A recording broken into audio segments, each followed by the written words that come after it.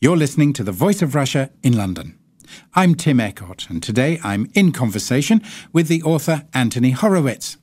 A prolific screenwriter and novelist, he's had particular success with his fictional series recounting the adventures of Alex Rider. Alex Rider is a teenage spy, something of a junior James Bond. After 9 Alex Rider novels, Anthony Horowitz has now written a pre-quel called Russian Roulette, partially set in Russia and detailing the origins of the assassin called Yassen Gregorovich. Yassen grows up in post-Soviet Russia and is recruited by a shadowy organisation called Scorpia. I wondered what drew Anthony Horowitz to writing his new story from the point of view of a trained killer. Well, I'd come across his character in 4 or 5 of the books. I created him for the first time in Stormbreaker, where I just needed a sort of a catch-all assassin to turn up in the book, and that was the very beginning of it, and I didn't really have any thoughts about who or what he might be, but then he turned up again in, I think it was Eagle Strike, and again in Scorpia, and then yet again in Crocodile Tears.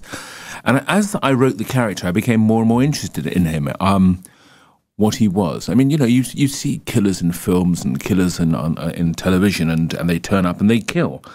But no one has ever asked the question as to what their origins are, and particularly in the world of children's literature. I thought that was interesting because children's books have a very simple template, which is that the central character is good. Harry Potter may lose his parents, he may be treated very roughly by the Dursleys, he may have an unhappy childhood, but he finds his calling and he becomes the hero. And this is the same for Percy Jackson, for Alex Rider, for all the heroes.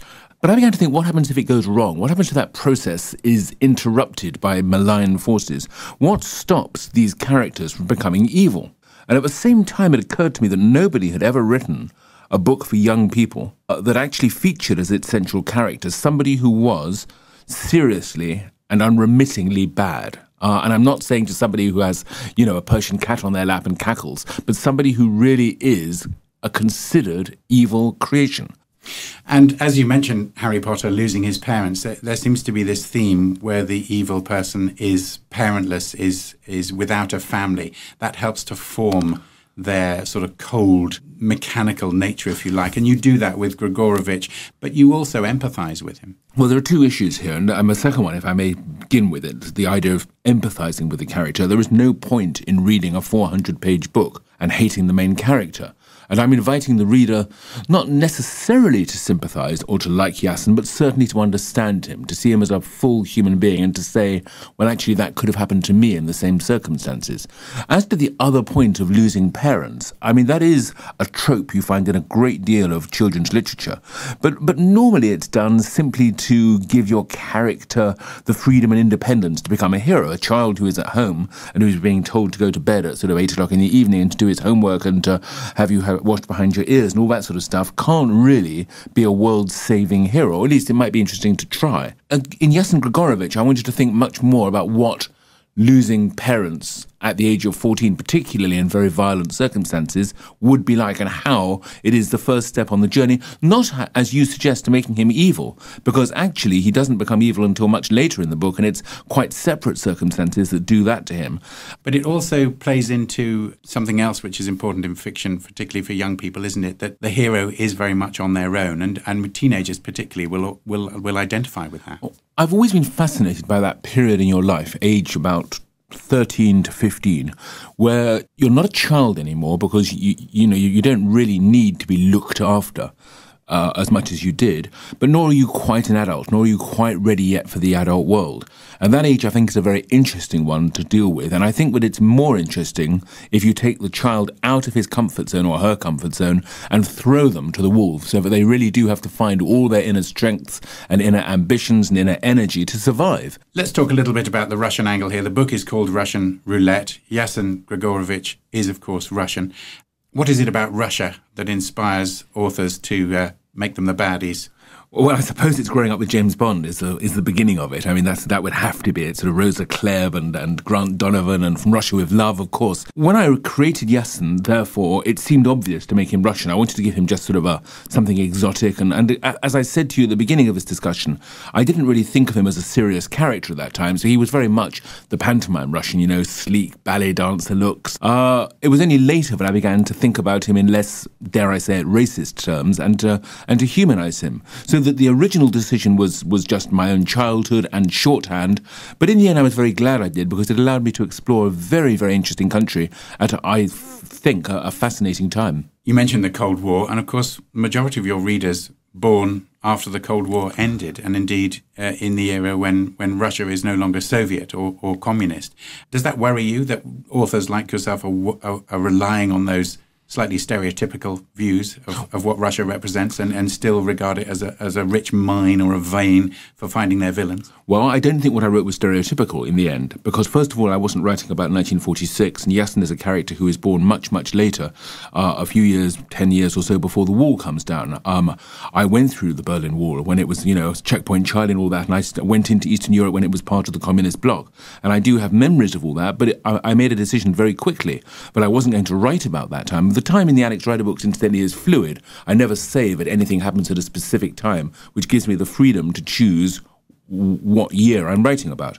And I very quickly decided that the Russia, the Soviet Union, before Gorbachev, before the wall came down, was not something I wanted to write about, because it would be outside and alien to young people's experience. They wouldn't know what on earth I was going on about, and I don't write history lessons, I write adventures. So I came up with a period sort of 1999, the sort of end of Yeltsin, the beginning of Putin, and the sort of the extraordinary years at the beginning of the 2000s up to 2005, when Russia went through this really fast and extraordinary change, as the new system was taken on board and the whole country changed.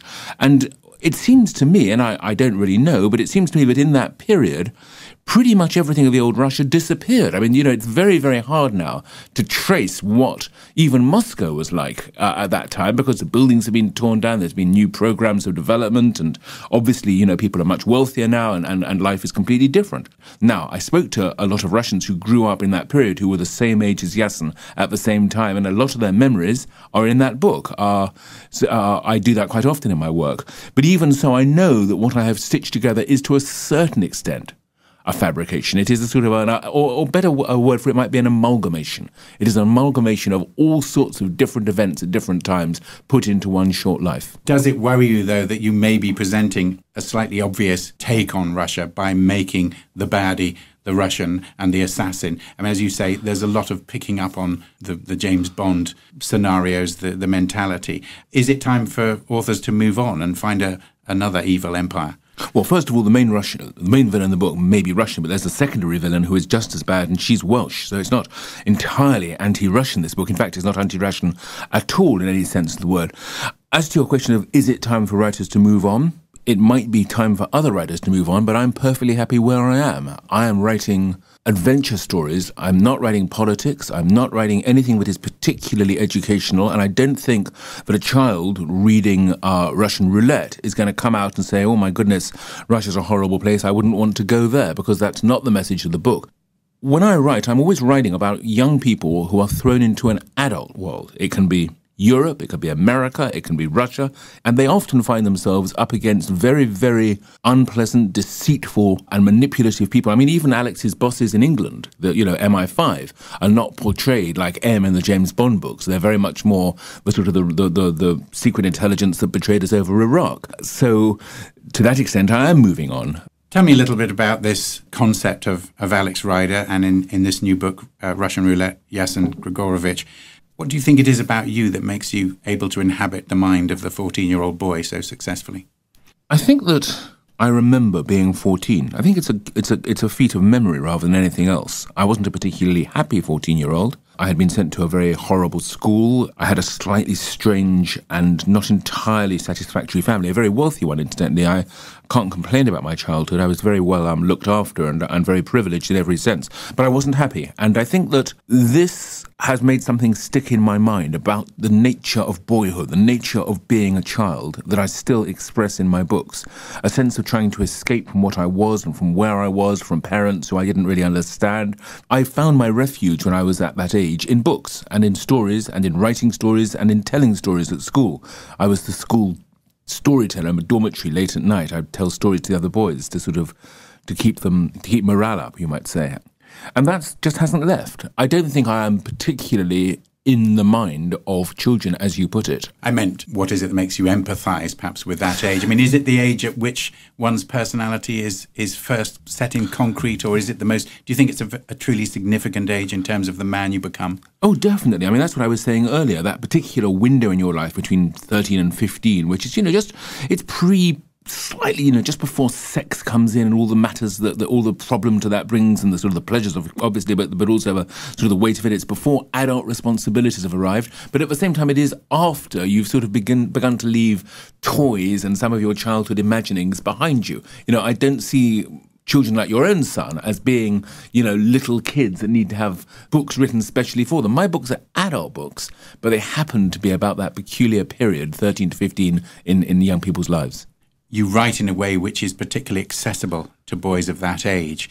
Do you feel you've aged much since you were 14, or do you still feel, in some senses, that age? I look in the mirror sometimes and I see this 57-year-old man, and I know that my 14-year-old self would be absolutely shocked. I mean, disgusted, shocked, upset. The notion that I would be the age that I am now never really occurred to me as a sort of a teenager, and I was slightly horrified by it, and I still am.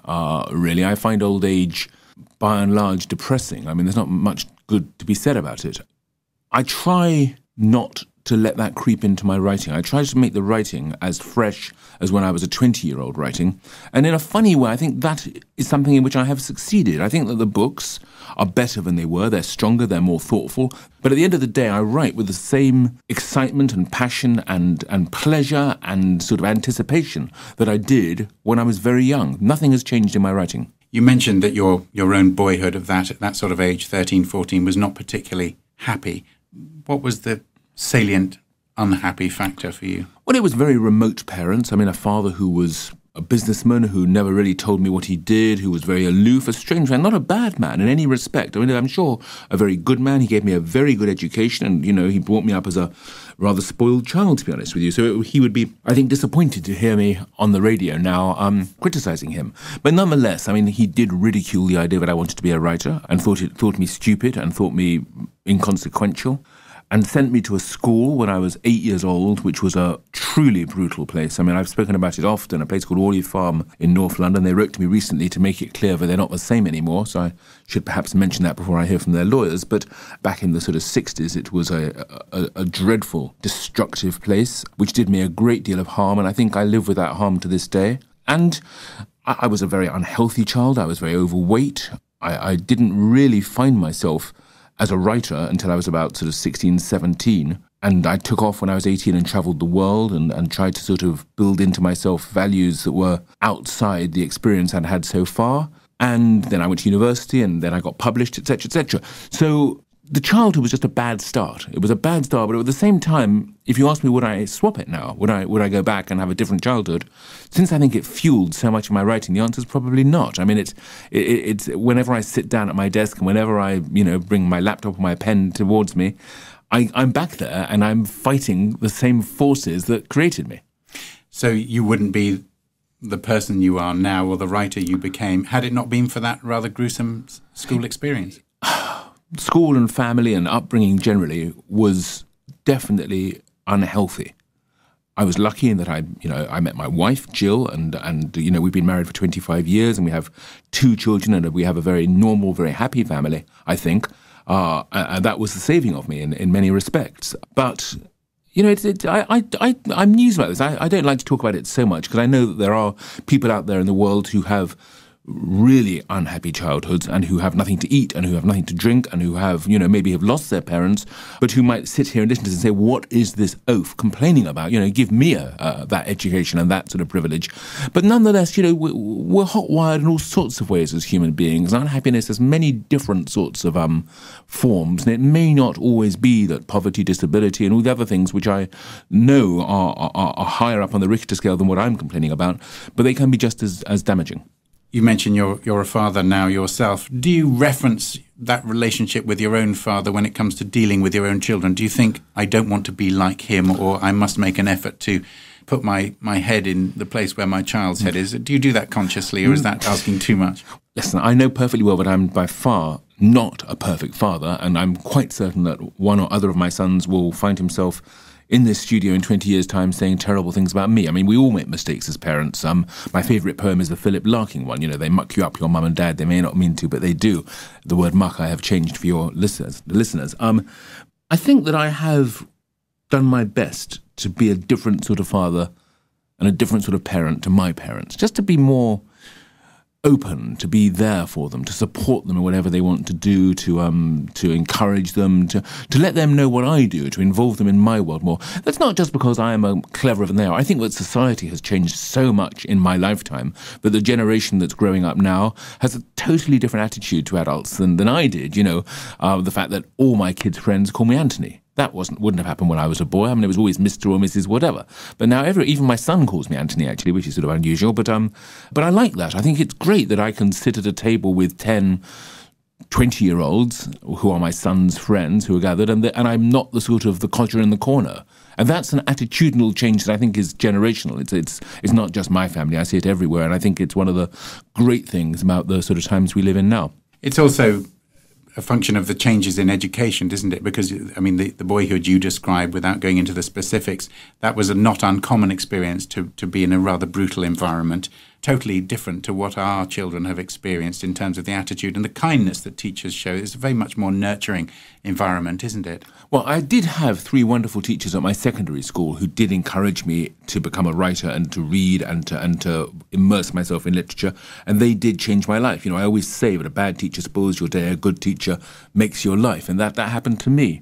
Yes, education has obviously changed, and people of our age do remember things that would now be illegal. I mean, you know, flogging a child, or beating him around the head in a classroom with a book or with the back of your hand or with a ruler.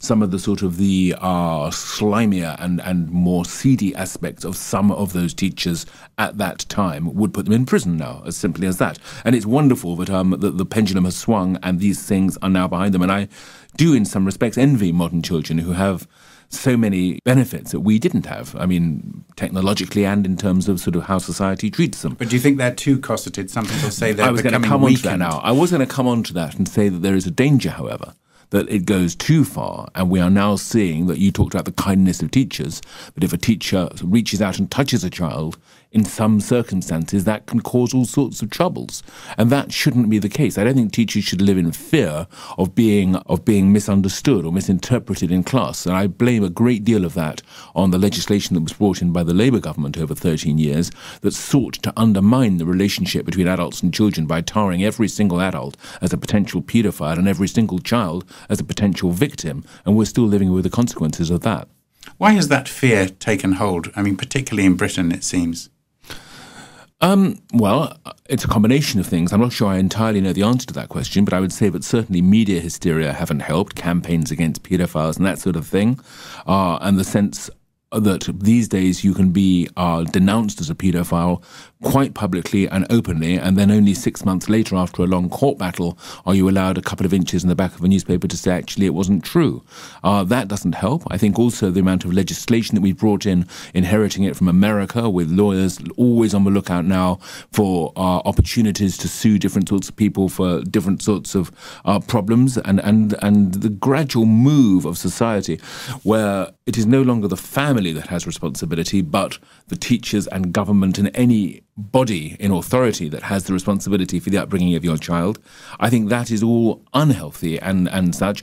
But at the same time, it's a fast-changing world, and what do I know? You know, people of my age always look around them and say, oh dear, this isn't too good. You know, when I was a child, it was much easier, much better, and I think one has to guard against that too. The world is changing in ways that I may not approve, but that doesn't necessarily mean that it is changing for the worse. Is the world a better place now than it was 40 years ago when you were at school? Undoubtedly. The world always improves. It's only people get old and they don't really understand the world anymore and they assume it's got worse. But I think in terms of technology, in terms of medicine and science and social cohesion and peace, the world is an immeasurably better place. I mean, you know, when I was born, I think rationing was still in place in the Second World War, or maybe it had stopped the year before, but it was, you know, it is very tempting and easy to look around you and say, oh, it's all catastrophe, it's all disaster. But it isn't. Of course it's better, and will continue to get better. A lot of people get to a certain age, shall we say 50 odd, and they start lamenting a decline in standards. Are you ever tempted to do that? I do. I mean, I'll give you a very good example. Turbines, wind turbines. I look at them on the coast off Orford and on the hills around me, and I lament them and I hate them with every fibre of my being. I think they're monsters. I've even written a song about them for a Benjamin Britten competition, Monsters of the Deep, I called it, and it's about wind turbines. And if you ask me in an interview at any time, I'll say they're wasteful, they're horrible, they're stupid, they're destroying the countryside. Ask my son, and he says, what's the fuss? He says, I think they're quite nice, actually. I quite like the look of them. And I say, well, hold on, they're chopping up birds. Well, what does it matter? A few birds gone, what do we care? So in that, you just have the answer to your question, which is that we look around us with horror, and I still think that wind turbines are vile, but the next generation doesn't agree with me. And unfortunately, the next generation now owns the world, not me. And I think that's what you have to acknowledge when you make your criticisms. And it's the same thing whether it's apostrophes or table manners or eating McDonald's instead of eating your mother's home-cooked roast lamb with 3 veg, whatever. Life changes, and it's only we, from our position, who decide that it's getting worse. The young people who are inheriting it all are perfectly happy with it the way it now is. As a writer, though, don't you feel that there are standards that must be maintained in order for literature to improve and survive? Well, yes, but literature will improve and survive, no matter how many people forget their apostrophe or write gonna instead of going to. Well, how many people are reading is the real question, I suppose. Are you fearful that young people are losing the habit of reading? No, I don't think that for a minute. I mean, I look at my own sales, and I know how many books I'm selling, and I know how popular the books are amongst young people. I think it's more worrying that reading isolates groups. I mean, in the South, in the leafy suburbs, largely white children who are well off. The elephant in the room is this whole question of reading and class and reading and privilege and reading belonging to a minority. And with the Alex Rider books, I'm always hoping I can reach out to schools that aren't reading and to areas where books are more alien, but I can't. Is it really a class thing, though? I mean, there's obviously an element of that. The statistics coming out seem to show that fewer and fewer young people, particularly of the Alex Rider generation, if you like, are in the habit of reading for pleasure. It seems to be a smaller number, even of middle-class children. Look, there is a problem. There is definitely an issue. Education has made a mistake. Again, this is now pontificating like an old man, which is what I said I didn't want to do, but you were forcing me into it. I believe that schools should have libraries. Every single school, by statute, should have a library and a librarian, a full-time librarian. It is the core, the heart of education. I believe schools should have reading periods. Now, this is, again, talking about my type of education, growing up as a boy. I do believe that schools should have silent reading times and shared texts in schools. If everybody in the school reads the same book, then everybody in the same school has something in common. These are just obvious points to make. And I think that the national curriculum has squeezed this out, that education has become far too much about attainment and about career and about earnings, and far too little about what education really is, which is knowing yourself, discovering yourself, and enjoying yourself. But the second part of that is, let's imagine a world 100 years into the future when nobody reads anything anymore. Who am I to say that is a worse world than the one we're in now? It's certainly not a world I would be comfortable in or happy in. I think it'd be a world that would have a huge hole in its heart, and it would be, it's almost unimaginable for me to imagine a life without books. It's just, they're so important to me. But I think that there is a difference between sharing that enthusiasm in my work, writing the books, and in my crusading, going around banging on about libraries and saying to kids, come in and read this and look at that, and sort of sitting on a soapbox and saying, the world is getting worse because fewer children are reading. There seems to be a sense amongst people who love books that the habit of reading is going out of fashion, or it's becoming a minority habit. And it seems to be getting harder for educationalists to interest children in reading for pleasure because they have so many other distractions, and the screen and the keyboard are more tempting, particularly for boys. But the screen brings books into the house. I mean, now you can get a book at the touch of a button. It's amazing. My books, you don't have to go to a bookshop anymore. One key and it's downloaded in 5 seconds. That's a miracle. I wrote an article last year saying that every child in this country should have an e-reader. That when you go to school, the first thing you should have when you go for the door is an e-reader. It seems so blindingly obvious to me. But that way you can put Dickens and Austen but not only the classics, which is what Michael Gove wants children to read, but my books and Rowling and Pullman and anybody else into the hands of children as they leave the building. All we can do as the older generation is share our enthusiasms, is to promote what we believe in. But we have to do it from the point of view of this is wonderful and we love it, not this is good for you and you're going to be worse than us if you don't. Do you like children? God, do I like children? Well, yes. I mean, no, I don't love children. I mean, I don't like children per se. I mean, I think to answer yes to your question would these days would seem slightly suspect, actually. I mean, there are young people that I meet whom I like very much, but since most of the young people I meet are fans of my books, I wouldn't I? And I do, I find youth and sort of the aspirations of youth. I've never had the negativity that you find in the British press about young people. I haven't forgotten, as I said, what it was like to be young myself. I have 2 sons whom I like very much. I like their friends very much. But I'm not particularly drawn to children. And half my work, at the very least, is adult. I'm writing adult novels now. I've written Foyle's War for 13 years, and that's adult television. How much of a switch, then, is that in your head as a writer? That's the point. There is no switch. I write stories. I write very fast-paced adventure, twisting, unpredictable, hopefully exciting, and since you mentioned it, I hope also quite well-written books. I don't really sit down and say, oh, this one's for children or this one's for adults. I mean, and I think to do so would be the undoing of me because the book is the thing. And I don't think there's anything in Russian Roulette that you wouldn't enjoy or that you would find patronizing. I mean, the book is entirely adult, except for the fact that it has a 14-year-old protagonist, although he's 19 by the end of the book. Indeed, he's in his late 20s by the very end of it. There is no sex in the book. I suppose that might differentiate it, but then there's no sex in all of Sherlock Holmes, and that doesn't make that a children's book. And finally, Anthony, you've been generous with your time, but have we heard the last of Alex Rider himself?